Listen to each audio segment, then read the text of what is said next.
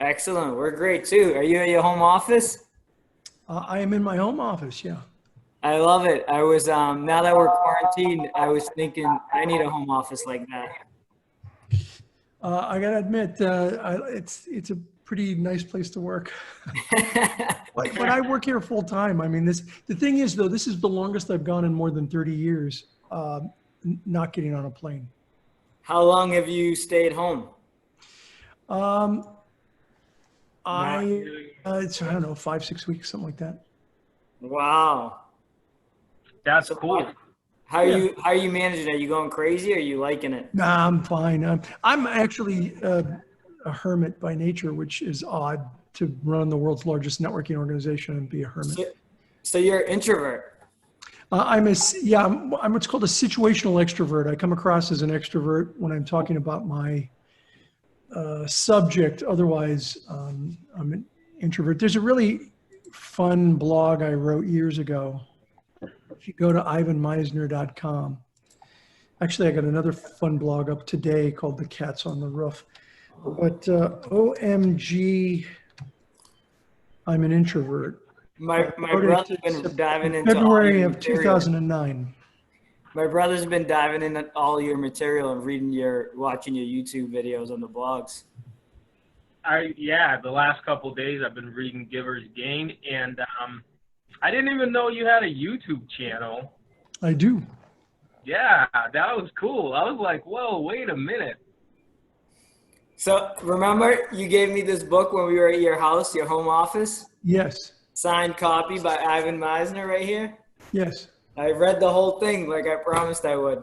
Oh, good. Good. Great. Do you like the, I don't know if you remember the Portuguese man o' war jellyfish story? I don't remember that one. Tell us Go back and again. find it. It was written by my wife and I. It's funny. Very funny. And very true. It was a great book. It was like the excerpts of all the successful people. Yeah. It was awesome. All right, well, let's get started. My brother's going to do the introduction, and then we'll just jump into the topic of networking and the new normal and go from there. Go ahead, David. Take it away. Introduce people Dr. that Ivan don't Meisner. know Dr. Ivan Meisner, the founder of BNI, Chief Visionary Officer, and last year BNI generated $12.3 million resulting from referrals and $16.7 billion worth of business, which is huge. He went to the university, got his Ph.D. from University of Southern California. Called the father of modern networking by CNN, which is pretty cool. Along this, many awards. He's been named Humanitarian of the Year by the Red Cross and recent recipient of the John Maxwell Leadership Award, among many more things. I think that's all awesome stuff. Yeah, and to add to that, super cool guy, super humble. We got to hang out with him in his office in Texas, which was great. Thanks for having us. And it's been a while since we got to be in the normal of meeting with people face to face. Yeah. Now it almost feels like this is the new normal. So I want to start out by asking you this question.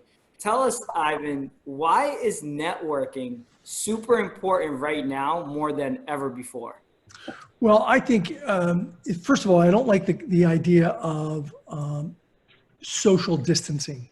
I think that's the wrong term. It should be physical distancing, not social distancing, because you need to be more social than ever. You need your network today more than ever. And what's happening is that people are just obsessing over the news and on television, and they're not getting any work done. And I'm telling you that if you're an entrepreneur or a salesperson, you can be working by activating your network, connecting with people, doing one-to-ones, and getting some things done so that when we're out of what I like to call the great pause, I don't like to call it the lockdown or quarantine, it's the great pause. And when we get to hit the play button again, you will be at an advantage because you will have activated your network and be connecting with people rather than overdosing on the news. Yeah, definitely. Do you have a guess on when you think this will all be over? Well, I think repercussions of it are going to continue for the entire year. My crystal ball is as good as yours as to when we're going to get out of the great pause and leave our home. The great pause. I But hope I'm telling tomorrow. you, it's gonna kill the economy if something doesn't happen pretty quick. I think it'll happen. My guess is that it'll start happening in some states, because you see, in terms of the U.S., you see some, people that are out there protesting. There was one that I saw that I thought was hysterical. There's one person protesting, this is all a scam, it's not true, and they were wearing a mask. So it's like, really? Why are you wearing a mask? So Yeah. that was funny. But I think the protests are going to force the politicians to kind of open it up a little bit, and we'll gradually see a transition. So those of us who have activated our network and are working and connecting with people, and when I say working, I don't mean necessarily selling things, but you're talking to people, you're asking how they're doing, you're talking about what's their plan when this is over. I know people that aren't doing business during the great pause. I just got an email from a BNI member who said she's passed over $1 million in referrals Yeah. in the last month. I believe it. I know it can be done. Yeah, and it's getting done. Business is still getting done. Our chapter's still doing business. Let me ask you this. You've been running BNI you started BNI a long while ago. Have you seen anything like this or anything close to this in the time that BNI has been around? In a very narrow way, yes. But not global, no. So definitely not anything like this, except in a more macro kind of element. For example, Hurricane Katrina, in Louisiana, parts of Mississippi, that we had, the same kind of thing, but very localized.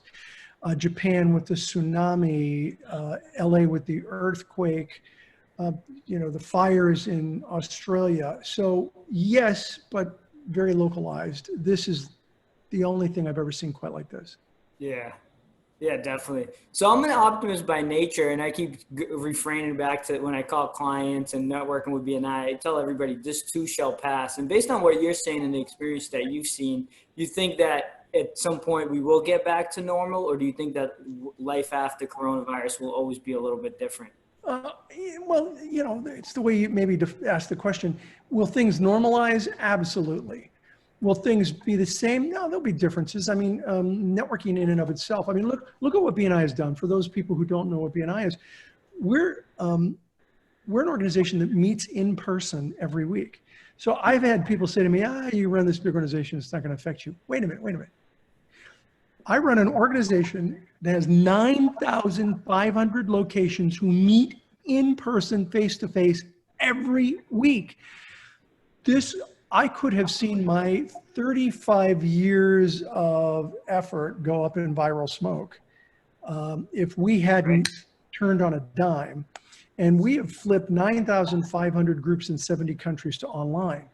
So as you know, Arthur, we're doing online meetings now. Same kind of program. It looks very much the same, except it's online.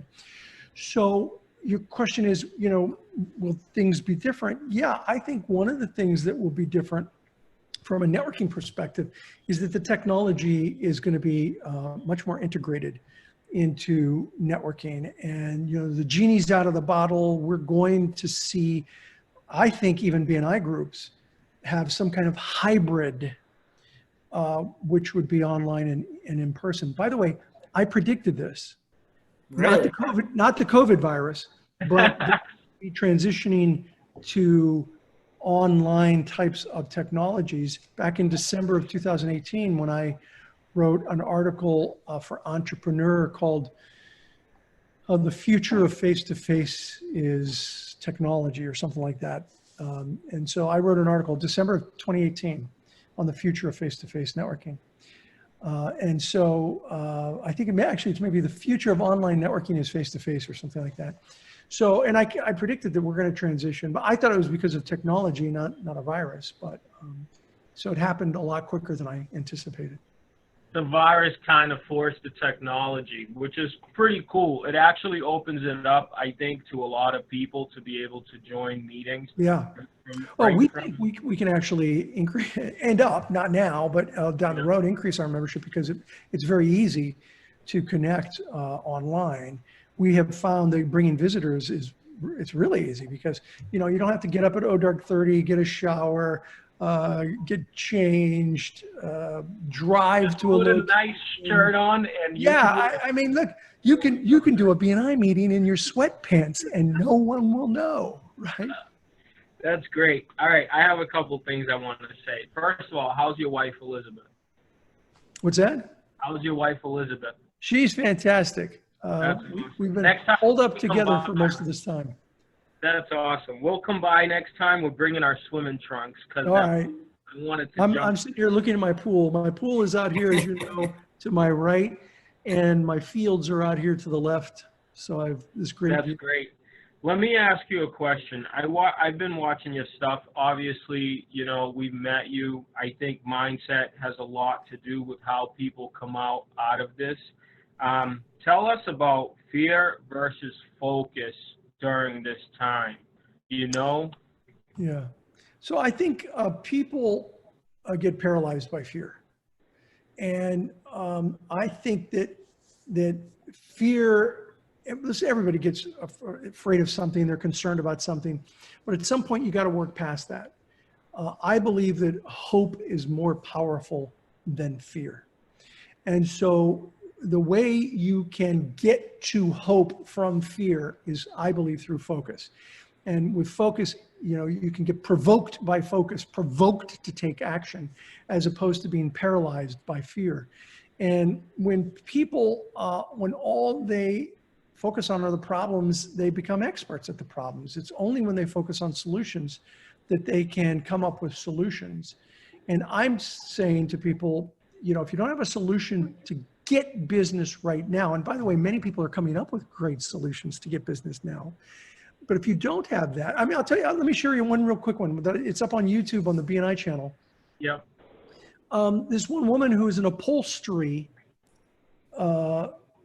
she would reupholster furniture. She's a BNI member. She had, obviously her business is dead because retail, not a necessary business. And so she had no business. So she started making masks out of cloth from her upholstery facility. Yeah. So she'd started making masks and she'd produce dozens of them a day.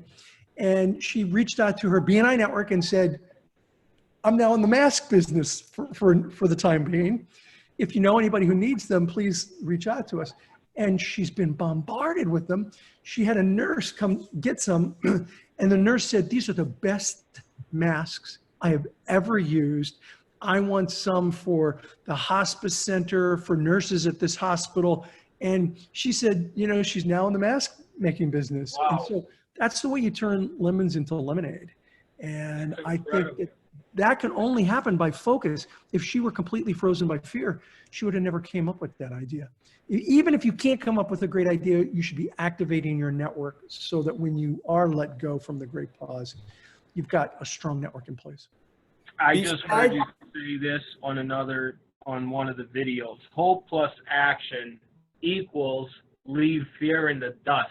Yeah. Yeah, well, that's right. Hope alone is not enough.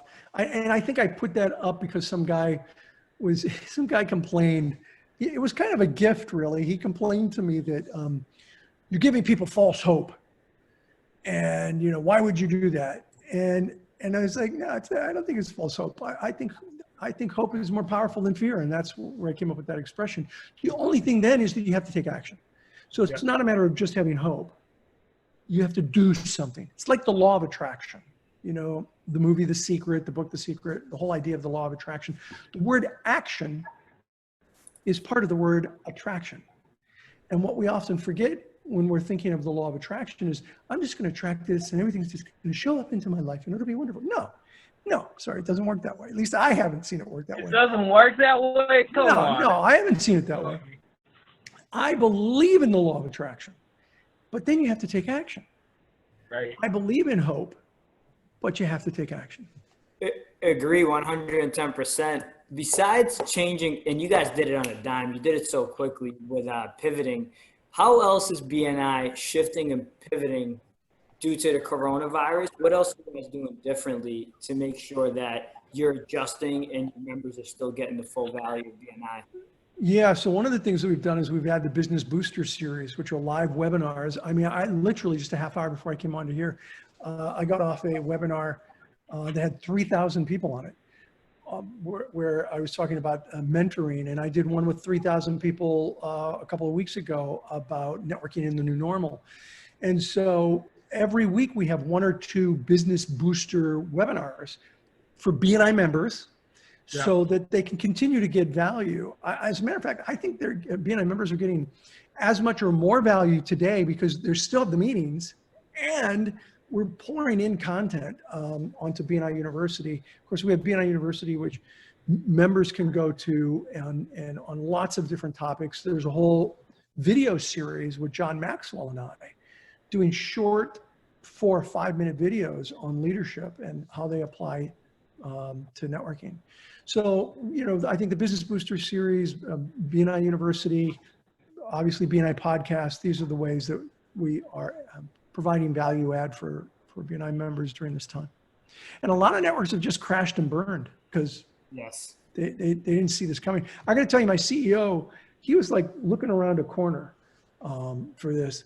He saw this in January. He started flipping China in January because we have groups there. Flipped Italy in early February, started flipping most of Europe in February. And by March, we were flipping the entire world, including the United States. So we had switched 9,500 groups in a matter of weeks. And luckily he saw that coming. Zoom likes us very much.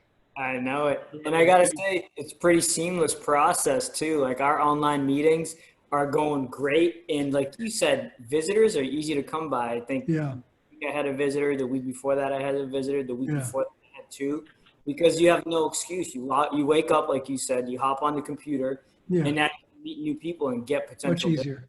Yeah. So I think, you know, it was seamless because it was tested. We didn't just throw it out there. It was tested in the U.S. For the China market. So we tested it in a couple of U.S. chapters who it was snowing a lot. And so it was like, let's test this. So we tested it in some U.S. chapters and in January. Then we tested it in China and it went well. Same exact format, same exact slides, just different languages. And then it went so well that we were able to kind of normalize the process and just roll it out country by country by country. So do you think that people are going to work from home more often? And do you have any tips on how they could be more successful working at home? Well, yeah, I do think that people are definitely going to be working from home more. And I've seen that happen, you know, more and more over the years. I have worked from home off and on for 35 years. I started BNI in my house. Although we moved out into offices, I still would work from home, usually 1 day a week writing. Now I work all the time from home when I'm not traveling. So yeah, I think there'll be more. It's obvious that it can be done.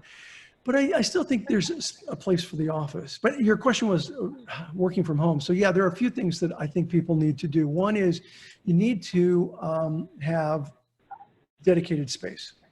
You need to have a dedicated space for your networking, and maybe it's the corner of a room, whatever, some piece of the room where you can use it.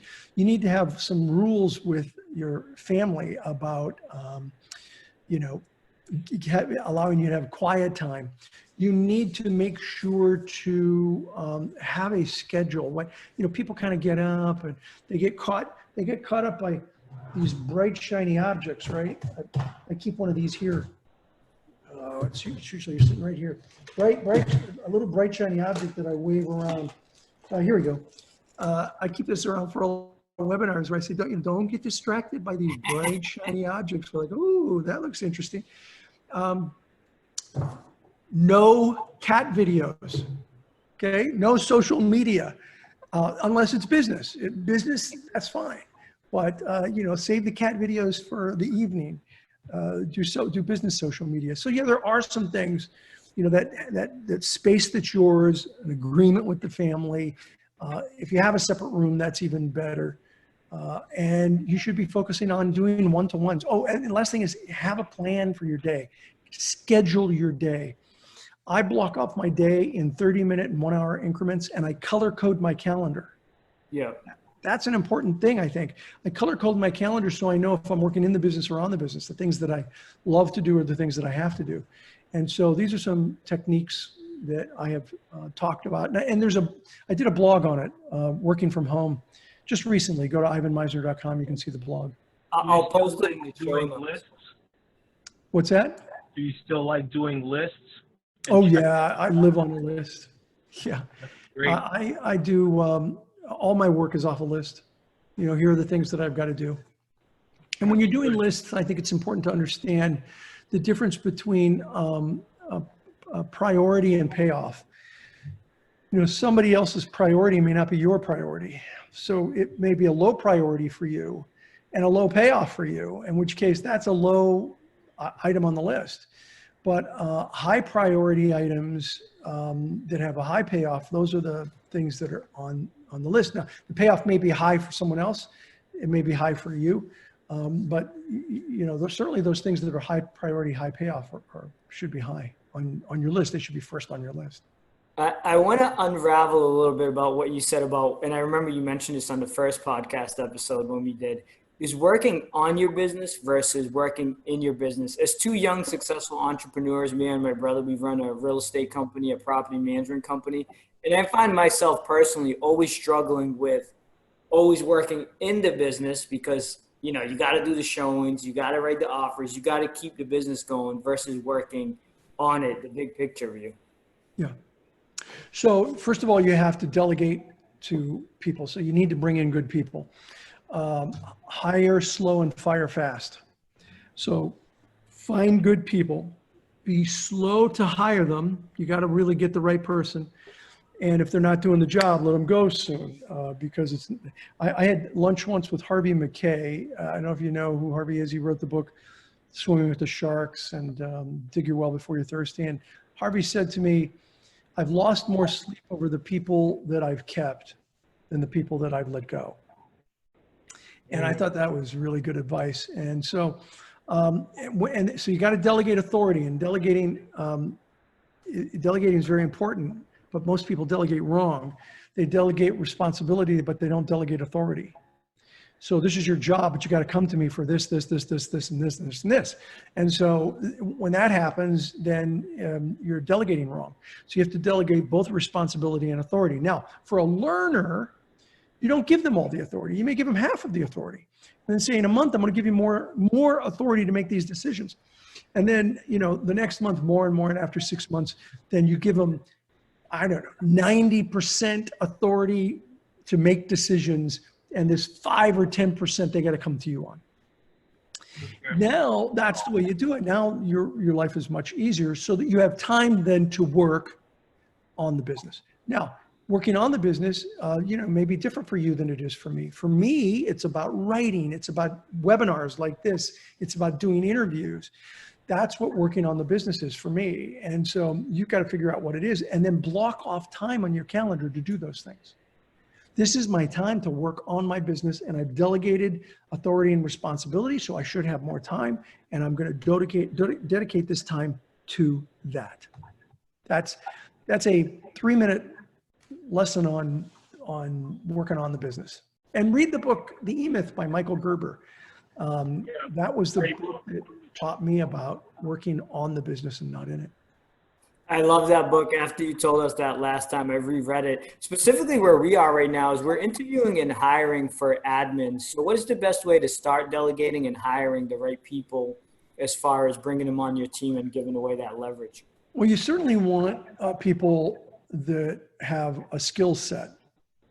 However, when you're a small business and growing, you can't necessarily afford the most expensive candidate. And so a concept that I really believe in is that ignorance on fire is better than knowledge on ice. Ignorance on fire is better than knowledge on ice, meaning I'd rather have someone that isn't the most experienced person in the world, but they're on fire. They're excited. They're coachable. They're trainable. And they're on fire. And because of that, they're much more likely to do a great job than somebody who's knowledgeable, but they're on ice. They don't care. It's like, what time is it? It's 4:59, one more minute and I'm out of here. You know, the clock watcher is not what you want. So, I mean, I think about, I would rather hire somebody who doesn't, they have the basic skills, but they need a little more fine tuning because I can teach people how to do something. What I can't teach them is attitude. And we don't have time to send them back to mom to get retrained. So on attitude. So, and then I think about myself. I was the poster child for ignorance on fire with networking. I had no idea how to network. I was method acting my way through the process until I figured out how to do it. And there wasn't even anybody helping me, really. A couple of people helped, but they didn't know either. So it was the blind leading the blind. And so you can help, you can coach and guide. So look for people that are on fire. And as you get more successful, you can afford the best, which is knowledge on fire.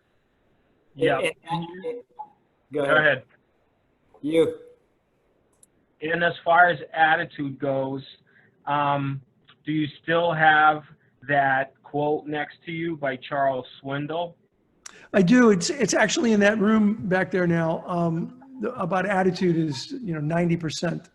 What you do is 90% of life. What happens to you is 10% of life. I really agree with that. I have it framed, and it's been in some place in my offices for the last probably 30 years. Yeah, that's awesome.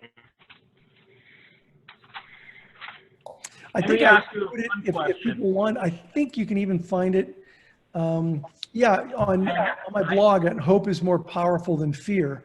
I'm pretty sure I've got the actual framed. I had it retyped up and framed. And here, if you don't mind, I'll read a little bit. The longer I live, the more I realize the impact of attitude on life. Attitude to me is more important than facts. It's more important than the past, than education, than circumstances, than failures, than successes, than what other people think or say or do. I am convinced that life is 10% what happens to me and 90% how I react to it. And so it is with you. We are in charge of our attitudes.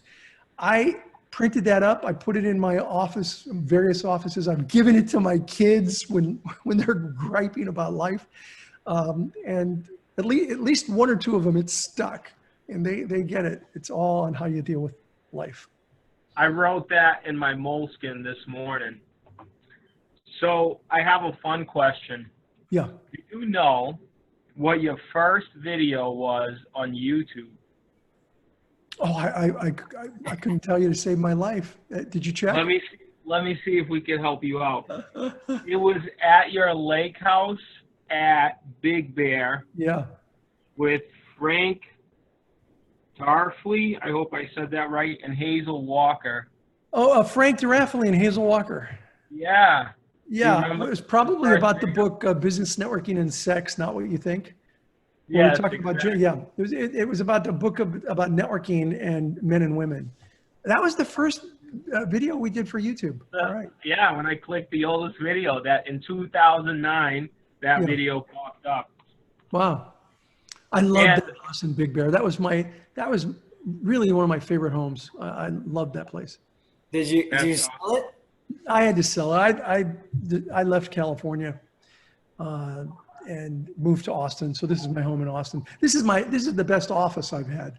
But that lake house was. I liked that office. We had a good time when we were there. Yeah. Let me ask you a question. Since you are the founder of BNI, and a lot of people who are in BNI do presentations all the time. There's always new people learning how to speak, how to learn, how to become better communicators and leaders. I was reading something or watching an interview where somebody said people join BNI in order to get more business, but that's not why they stay. Yeah. you know, they stay for so much more. Let's see if this is still the same. I'm not going to tell you what it is, but what was the best presentation that you think you heard? The best weekly presentation. And by the way, on your other topic, you're right. Most people join for the referrals. They stay for the referrals and the relationships. It's the Exactly. relationships that bind members into the organization, without a doubt. The best weekly presentation that I ever heard, the one I talk about most, is the florist in Chattanooga, Tennessee, who you know, a lot of florists are just saying, I'm a florist. If you need flowers, let me know. And he was really good because he talked about just one thing one day. He stood up and he talked about a single rose, and he held up a rose and he said, what do you guys think of this rose? And they're like, they didn't want to say anything because they saw that it had one of those little glass tubes in the bottom with a little sticker on it. They knew it came from a grocery store. And they didn't want to say that's a really good rose because it didn't come from him. And he said, it's okay. I know, you can see this came from the Winn-Dixie grocery store. And they do a nice job on their roses. And he took it out of the vial and he said, here's their rose. And it was, you know, it had a rose on it. It was about maybe this long. He said, but let me show you one of my roses. And he reached under the table and he brought this long stem rose with this really big flower at the top. And he said, I want you to look at the grocery store, the stem of the grocery store rose. And then I want you to look at the stem of my rose. And it was like almost as thick as a pen or a pencil. And he said, look how thick this is. You see, the thicker it is, the more water it draws up. So the bigger the flower and the longer it'll last. This will last 10 days to 2 weeks, whereas the smaller flower might last 5 days to 7 days. And it's really often because of the stem. And he held up the grocery store flower and he went like this and the thing's flopping back and forth, right? He said, this is the grocery store flower. Here's ours. There's only 3 cents difference in price. Theirs is more. Wow. Everyone was like, wow. God, you know, I would have bought it because of the value, but it's cheaper. Oh yeah. So to me, he did it in a minute. I had to describe it. He had all the visuals. He did it in 1 minute. He nailed it. And so I think when you're doing a regular presentation to your network, you got to get granular. You know, specific is terrific when you're doing a weekly presentation, and that's about as specific as I've ever seen. Specific is terrific. I like that. Yep. I love it. How many CEUs for BNI members are watching this podcast or watching this video? I don't know. You have to ask your director. It's based on the amount of time. We'll say at least one since it's a half hour. Okay. Sure. Any other tips on mindset and overcoming staying home? And I know you used a different term for social distancing is physical distancing. Any other things to help people overcome? Because I know a lot of people are staying home and they're having a really difficult time being alone and not being able to physically interact with others. Well, again, the first thing is to microdose the news. You know, I know one guy who is just watching the news for 8 or 10 hours a day. And if you talk to him, the sky is falling. The world is coming to an end. And that's his reality. And I pick up, I don't even watch the news much. I read it so that I can be selective about reading the topics that I think are important. And I do it 10 or 15 minutes in the morning, 10 or 15 minutes at night so that I know what's going on in the world. But so microdose the news, and you don't have to social distance, you just have to physical distance. So you should be connecting with people. Zoom and GoToMeeting and Skype, they're fantastic tools. You should be talking to people regularly. I've seen so many people that are doing Zoom parties. I've gone to 2 of them. I've gone to 2 Zoom parties. You know, one was Dawn Lyons in the San Francisco area has, you know, Wine Wednesdays with Dawn. And we would, you know, members would go to a location and have wine with her. Well, now she's doing the Zoom Wine Wednesday. And, you know, everyone is talking about what wines they have and, you know, what they're drinking. And then I went to a birthday party, a Zoom birthday party. And then I did a Zoom dinner. So you can be social. That's awesome. We got Mike on. He's the president of our chapter, and he's going to ask you a question. Mike. Hey, Mike. Hi guys, how you doing? Good. Hey, so we have we got a group, and we're looking to really build out some of the spheres that we have, and right now, obviously, we got a really strong real estate sphere, and I'm just looking for, I guess, any tips or advice that you could offer in trying to bring in a couple of other, or being able to develop some of the other spheres in the group.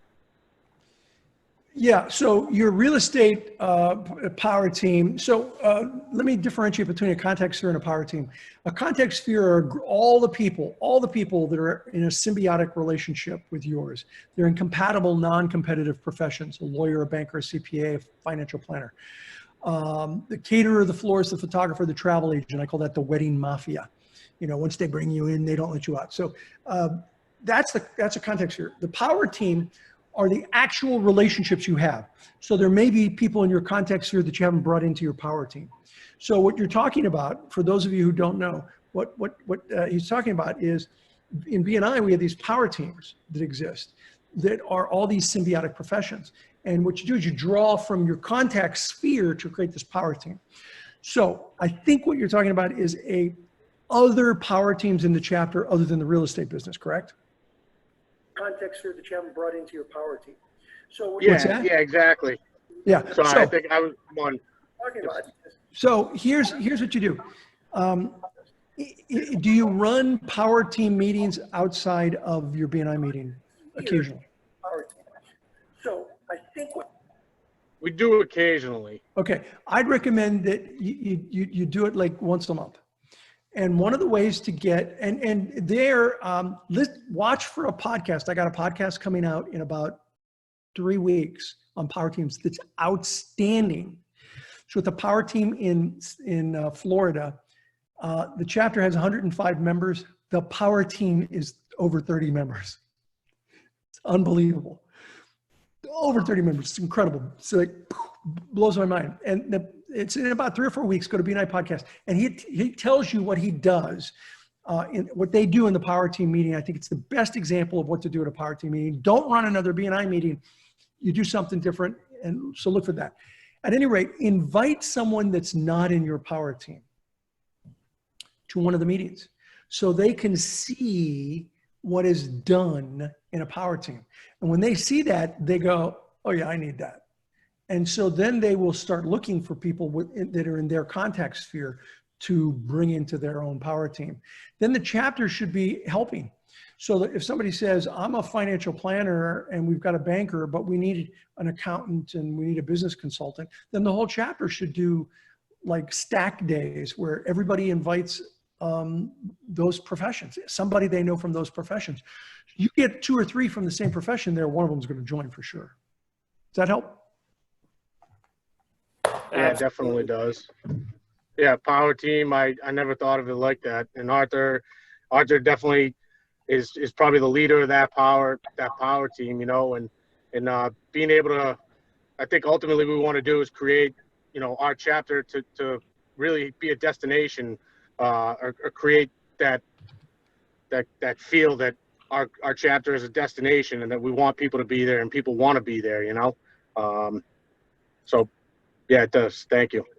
Excellent. Great question, Mike. And you're doing a great job as president.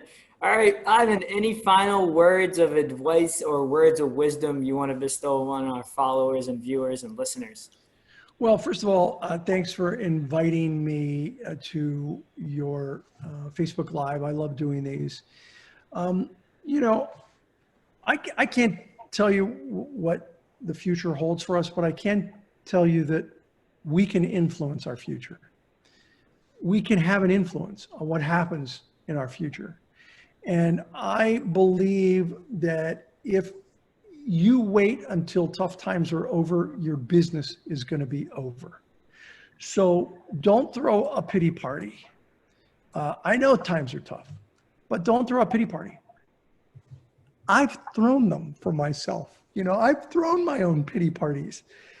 And when the pity party's over, I'm in the exact same place and I don't feel any better. So if you're going to throw one, throw it quick, move on, stay focused, and get active. Activate your network right now. The biggest thing that people would say to me before was, I don't have time to network. Well, you don't have that excuse anymore. You got plenty of time. Use it wisely. You can influence your future. Thanks for inviting me, guys. Thanks so much for being with us today. We appreciate it. Thank you so much. And I just had one more question. Sure. So, last time when we were at your house, you showed us something that I thought was really cool, really important. I kept a picture of it. And I would just like for you to just explain what it means. I think, okay, show me what you got. Oh, yeah, okay, I know what it is. It's the paperweights right here. My mother gave this to me when I was like 13 years old. I'm 63, so she was given to me 50 years ago. My mom said to me, honey, I love you, but you're a bull in a china shop. You just knock people over. And you got to learn how to work with people more effectively. And this says, diplomacy is the art of letting someone else have your way. And she says, this is about collaboration, not manipulation. It's not about manipulating people. It's about collaborating with people. And you have to learn how to work with people in a diplomatic way. And, you know, I keep it right here on my desk because it's, you know, it's something like this is a journey in life, not a destination, especially if you're a reasonably assertive person like I am. So it's something I constantly try to keep in mind, but it's a powerful concept. And it's something that I learned early in life that has served me incredibly well in life. As a matter of fact, my post today, go to ivanmeisner.com. My post today is a variation of that concept. It's called the cats on the roof management technique. And that is totally Diplomacy 101, the cats on the roof management technique. Read it. It's funny. I'm going to read that right after this. And, you know, we interview a lot of people on our podcast, The Modern American Dream. Who do you learn from, or who would you like to hear in an interview? Well, I mean, there's so many people that do great interviews. You know, I think I've learned a lot from Branson. I've had an opportunity to spend weeks with Branson on Necker Island and elsewhere. And he's an amazing guy. He doesn't do very many interviews, so you're probably not going to get him. But, you know, I think Jack Canfield, I have the highest respect for Jack. He's a good friend. Today, you know, his Chicken Soup for the Soul, you know, we need, go pick up old copies of Chicken Soup for the Soul and read it, because we need that more than ever. Success Principles. Also, Michael Gerber with the E-Myth. Michael's a good friend, and it's always got great. Michael's a wild card on an interview. You have no idea where he's going to go. But those are people that I really respect a lot. And I think that's what we need, is a wild card. My brother loves wild cards.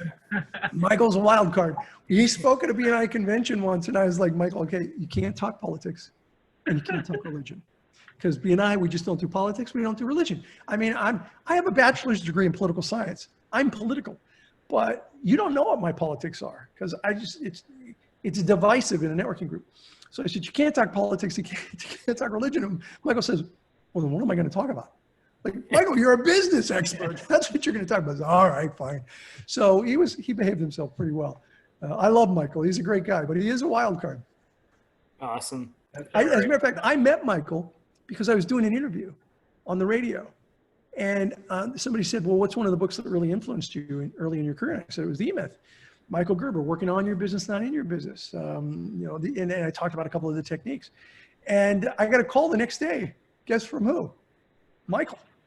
He tracked down my phone number, gave me a call, and he said, hey, I wanted to call you and thank you for mentioning the E-Myth. That was very nice of you. And that's how I met Michael probably 10, 15 years ago. And we've become really good friends. That's super cool. That's awesome. Well, all right, gentlemen.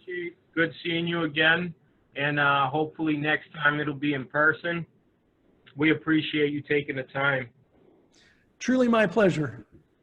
Thank you, Ivan. You guys do a fun interview. Be well. All right, see ya. Going. Bye.